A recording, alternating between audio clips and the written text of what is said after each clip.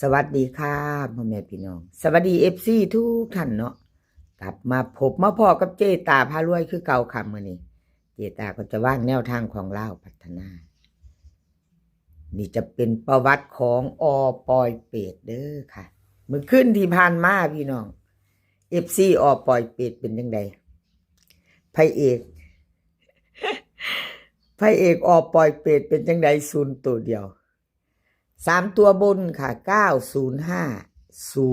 90509ล่างตัวเน้นตัวเจาะเพิ่นเข้าตัวกลับเนาะเข้าตัวกลับของปอยเป็ดดีใจนำค่ะถ้ามีผู้ใดผู้หมานเนาะมีผู้ตามปอยเป็ดดีใจด้วย2 งวดค่ะจีตาให้เพิ่นงวดวันที่9เนาะค่ะเพิ่นก็ผ่านไปเข้า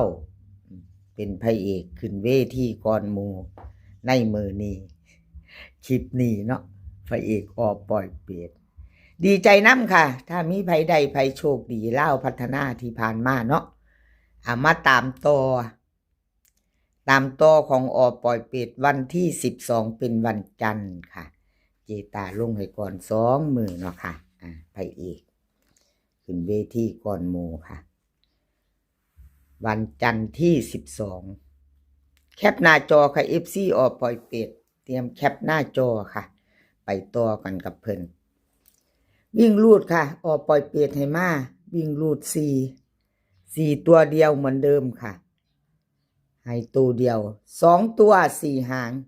84143494ค่ะ3ตัวเน้นหางเดียว814มีตัวเดียวค่ะปอยเป็ดให้มามีหางเดียวค่ะมีหางเดียว3ตัวเนาะก็วิ่งรูด4ตัวเดียว2ตัวค่ะเน้นตัวเดียวมี4 หางแต่วงกลมเพิ่นขีดเส้นใต้มาให้เจตา14เนาะค่ะ14หางเดียวเจตาก็วงกลมเอา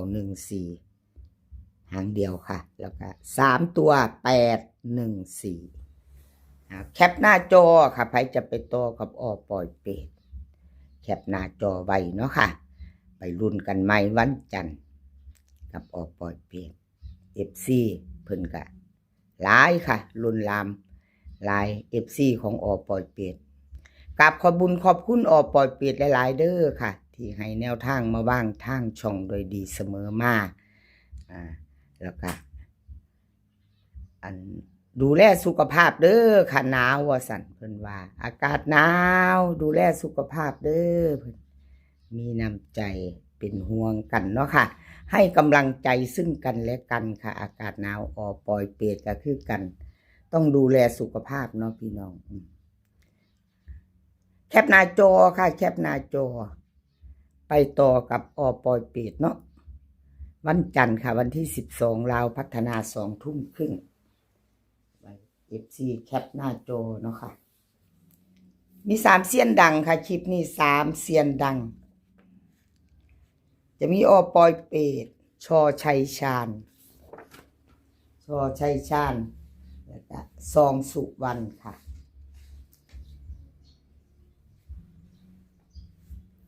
เอาซองสุวรรณก่อนเนาะค่ะซองสุวรรณแคปหน้าจอปอยเป็ดผ่านไปแล้วมาต่อค่ะซองสุวรรณ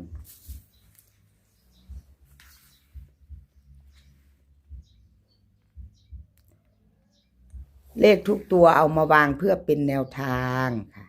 โปรดใช้วิจารณญาณในการรับชมเป็นอย่างสูงค่ะรับชมรับฟังเป็นเพียงแนวทางเนาะค่ะพี่น้องหลุดไปกราบขอโทษขออภัย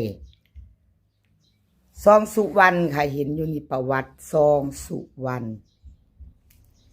วันที่9ที่ผ่านมาค่ะวิ่งรูดเป็นเข่า0เนาะค่ะ0ตัวเดียว3ตัวบนค่ะ90509ล่าง2ตัวไม่มาไม่เข้าเนาะค่ะ3ตัวไม่เดินซองสุวรรณกราบขอโทษขออภัย FC แทนซองสุวรรณเนาะค่ะแนวทางเพิ่นหลุดไปกราบขออภัยแทนเพิ่น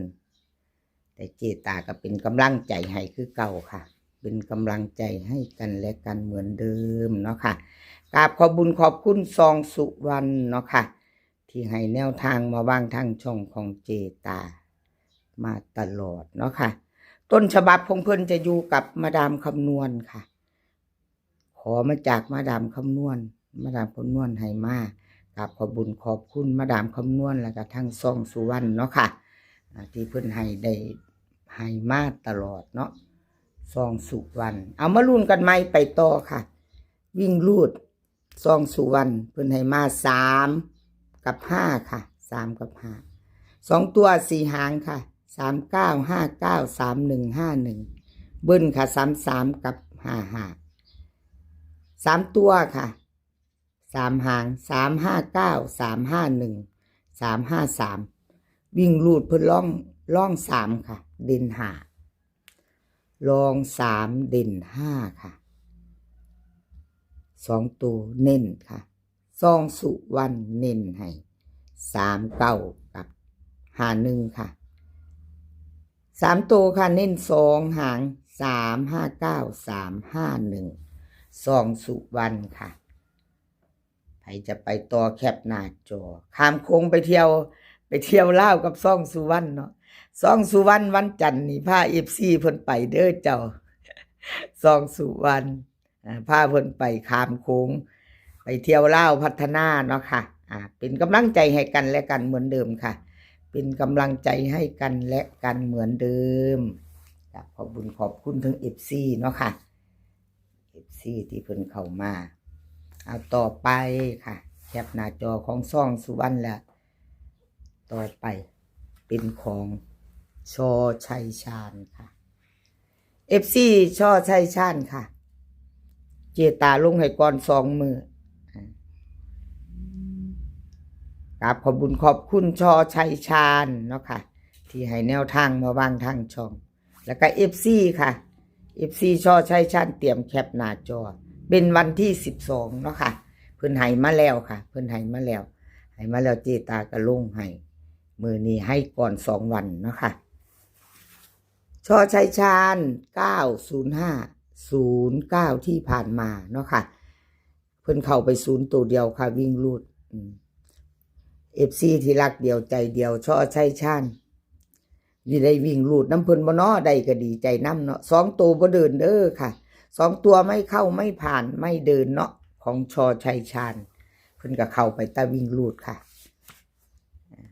ลูดไปลูดแล้วก็ลูดเลย2 งวดค่ะเจตาให้เบิ่งชอชัยชาญ FC เพิ่นผู้รอคอยผู้เพิ่นติดตามกันเนาะรักเดียวใจเดียวก็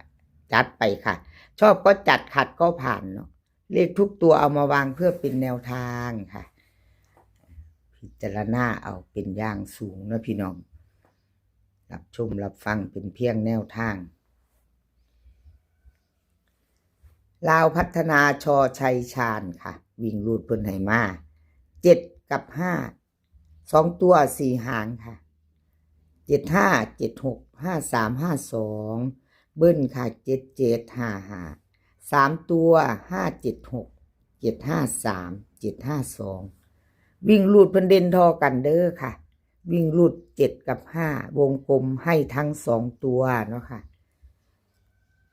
75 กับ53วงกลมให้เน้น2 หาง 2 ตัวค่ะ3 ตัวเน้นหางเดียว753อ้าวชอชัยชาญเป็นวันจันทร์ที่12เนาะวันที่12ชอชัยชาญ FC เป็นจังใดข้ามโค้งไปลาวกับชอชัยชาญต่อเนาะค่ะ2 ตัวลุดไปก็มาไปไม่รุ่นใหม่เนาะค่ะ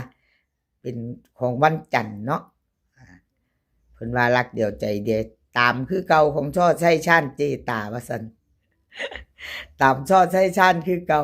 จะเขาจะลุดรักเดียวใจเดียวกราบขอบพระคุณเป็นอย่างสูงค่ะ FC ผู้ที่เพิ่นเข้ามาคอมเมนต์มากดใจกดไลค์กดแชร์ให้เนาะค่ะมารับชมรับฟังกราบงามๆขอบคุณเป็นอย่างสูงค่ะทางช่องของเจตาช่องน้อยๆเนาะกราบขอบพระคุณหลายๆเด้อค่ะคลิปนี้ขอให้พี่น้องโชคดีค่ะข ขอให้โชคดีกับเล่าวพัฒนาวันจันทร์วันที่12อีก2 มือค่ะ ได้ลุ้นกันใหม่ให้โชคดีกันหมดทุกคนมื้อนี้ขอให้มีความสุขค่ะขอให้สุขภาพร่างกายแข็งแรงกันทุกคนสุขภาพมากก่อนเด้อค่ะพี่น้องหนาวดูแลสุขภาพกันเนาะค่ะเดินทางไปไสก็ขอให้ปลอดภัยค่ะเดินทางไปขอให้มีโชคกลับมาก็ขอให้มีชัยคลิปหน้าพ่อกันไหมค่ะคลิปนี้ก็สวัสดีค่ะ